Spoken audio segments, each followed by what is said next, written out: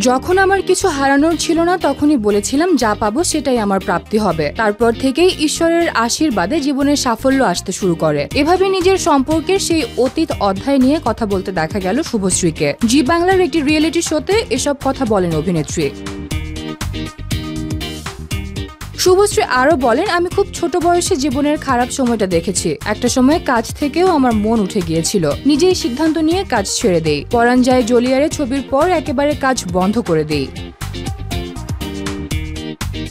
শুধু তাই নয়, অভিনেত্রী আরো জানান সেই সম্পর্কের জন্য তিনি 4টি বছর নষ্ট করেছেন। যাকে ভরসা করে তিনি সব ছেড়েছিলেন সেটাও শেষ পর্যন্ত টিকলো না। তিনি বলেন, বাইরে থেকে হাসি খুশি থাকলেও প্রতি 5 মিনিট অন্তর বাথরুমে গিয়ে কাঁদতাম। মনের কষ্ট বাবা মায়ের সঙ্গেও ভাগ করে নিতে পারিনি, তবে সেই দুঃসময়েও তাকে দমিয়ে রাখতে পারিনি।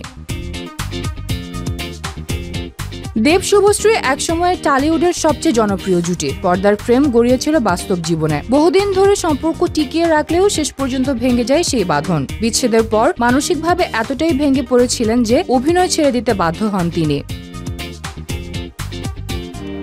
তবে ভালোবাসা নিয়ে আজও তার দৃষ্টিভঙ্গি বদলায়নি। তার ভাষায় ভালোবাসা খুব সুন্দর অনুভূতি। খারাপ অভিজ্ঞতা হলেও ভালোবাসাকে কখনো অস্বীকার করেনি। বর্তমানে শুভশ্রী পরিচালক রাজ চক্রবর্তীকে বিয়ে করে সুখে সংসার করছেন। ছেলে ইউভানকে নিয়ে তার জীবনে এখন শুধুই আলো। এরই মধ্যে আবার প্রাক্তন দেবের সঙ্গে ফিরছেন নতুন ছবি ধূমকেতু নিয়ে।